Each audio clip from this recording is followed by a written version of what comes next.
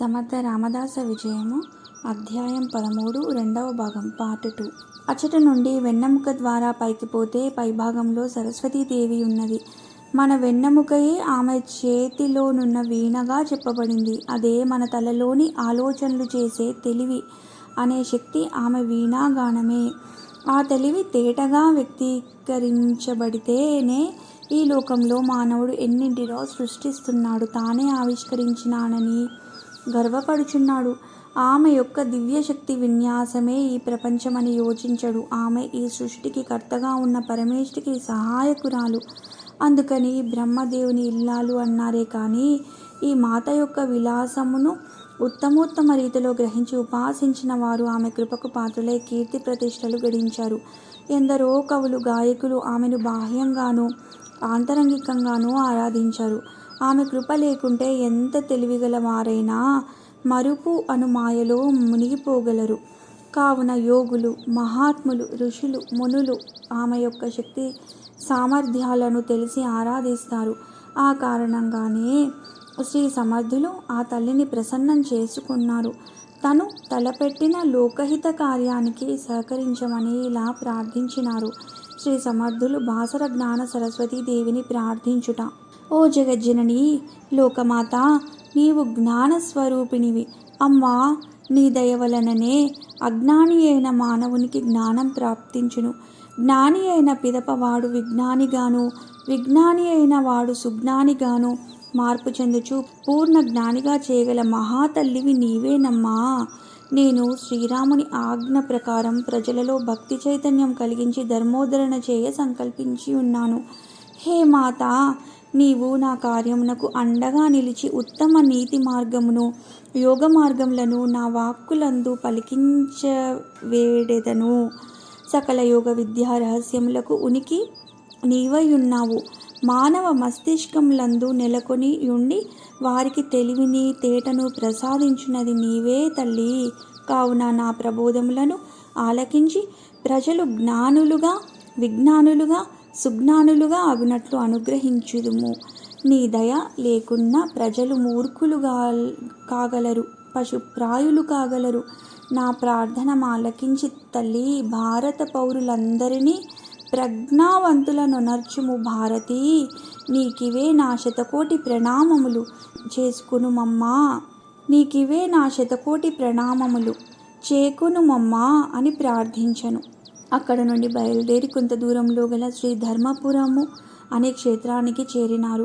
అచట లక్ష్మీ నరసింహస్వామి వారు వేంచేసి ఉన్నారు. అది అత్యంత పురాతనమైన క్షేత్రం. దుష్ట సంహారకుడైన నరసింహుని దర్శించి ప్రార్థించినారు. శ్రీ సమర్థుల ముందున్న కార్యము కూడా దుష్ట సంహారమే కదా. దుష్ట సంహారం అంటే అందరినీ చంపడమని మనం అర్థం చేసుకోకూడదు. దుష్టత్వాన్ని, దుష్ట గుణాలను రూపుమాపడం ద్వారా ధర్మం నిలుస్తుంది. అందువలన మానవులలోని దుష్ట గుణాలను, అవగుణాలను మార్చగలిగితే వాటికి అక్కడ స్థానం ఉండదు. తద్వారా సద్గుణాలు పెంపొందించే అవకాశం కలుగుతుంది. ఎలా పంట పొలంలో రైతు కలుపు మొక్కలు ఏరివేసి పంట మొక్కలను చక్కగా పెంచుకుంటాడో, మహాత్ములు కూడా ఆశ్రయించిన వారిలోని దుర్గుణాలను దూరం చేసి సద్గుణ సంపదను పెంచి తద్వారా మరల లోక కళ్యాణం చేయిస్తారు. శ్రీ స్వామి కార్యోన్ముఖులయ్యే ముందు కార్యసాధనకై శ్రీ లక్ష్మీ నరసింహస్వామి వారి కృపను కూడా పొందినారు అని క్షేత్ర దర్శనం ద్వారా వ్యక్తమవుతున్నది. శ్రీ సమర్థులు అటు నుండి శివక్షేత్రమైన శ్రీ కాళేశ్వరమును దర్శించుకున్నారు. అచ్చట శ్రీ కాళేశ్వర స్వామి వారి అనుగ్రహానికై ప్రార్థించినారు. తదుపరి సుదీర్ఘ ప్రయాణం చేసి గోష్పాద తీర్థం నందు స్నానం ఆచరించినారు. తదుపరి గోదావరి సముద్రం నందు కలియు ప్రదేశం వరకు వెళ్ళినారు.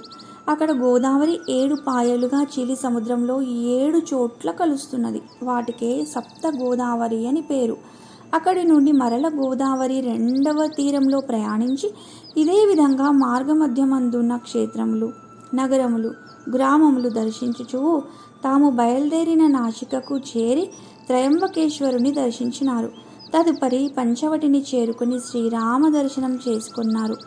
శ్రీరామచంద్ర స్వామిని ఇలా ప్రార్థించారు: హే ధర్మస్వరూప, సీతా మనోహర, హే రావణ దర్ప వినాశ దైత్య కులాంతక జయ హో రణధీర, నీ ఆజ్ఞను పాలించి ఇంతవరకు ధర్మస్థాపనకు భూమికను తయారు చేసుకుంటివి. శ్రీ హనుమంతుని సహాయంతో ముందు చేయబో కార్యమును నిర్వహించెదను. ఇప్పుడు చేసిన తీర్థయాత్రా ఫలము ఇదే. నీ పాదార విందములకడ సమర్పించుచున్నాను. నీ అనుగ్రహ లేశము నన్ను నడిపించును కాక అని ప్రార్థించెను. అట నుండి కదలి తమ తపోస్థానమైన టాకలీ గ్రామానికి చేరుకున్నారు. కుమారా, విన్నావు కదా, శ్రీ సమర్థులెంత సమర్థవంతంగా తమ దివ్య ప్రణాళికను నిర్ధారించుకున్నారో.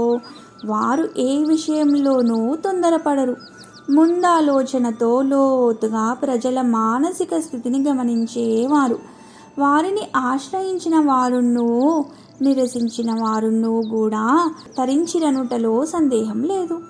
అగ్నిని తెలిసి ముట్టుకున్నా తెలియకుండా ముట్టుకున్నా కాలుతుంది కదా. ఆ అగ్ని లాంటి వారే మహాత్ములు కూడా, అనగా జ్ఞానాగ్ని స్వరూపులు.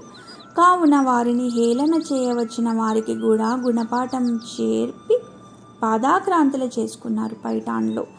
ఇది వారి బుద్ధి చాతుర్యమునకు తార్కాణం. ఇక ముందు వారి ధర్మస్థాపన ప్రణాళికలు వారి శక్తియుక్తులను ఉద్ధృతంగా ప్రసారం చేస్తూ ప్రబోధాలు ప్రారంభిస్తారు. వారు తమ దృష్టితోనే అనేక మందిని ఆకర్షించగలరు. వారి ఆకారం సంపూర్ణ యోగ వికాసం నందింది. దేదీప్యమాన తేజస్సుతో కూడిన వారి ముఖవర్చస్సును దర్శించవలనే గాని వర్ణింపనలవి కాదు. కాలాతీతమైనది. తర్వాతి లీలలను రేపు చెప్పుకుందామని శ్రీ నిత్యానందుల వారు పలికినారు. జై జై రఘువీర సమర్థ. శ్రీరామ జయ రామ జయ జయ రామ రామ. ఇది విద్యాసాగర శ్రీ నిత్యానంద యోగి సంవాద రూపమున శ్రీ దత్తాత్రేయ సాంప్రదాయ శిష్య పరంపరలోని శ్రీ శ్రీ శ్రీ స్వామి విఠలానంద సరస్వతి మహారాజ్ శ్రీ విఠల్ బాబాజీ వారి విరచిత శ్రీ సమర్థ రామదాస విజయంలోని 13వ అధ్యాయం సంపూర్ణం.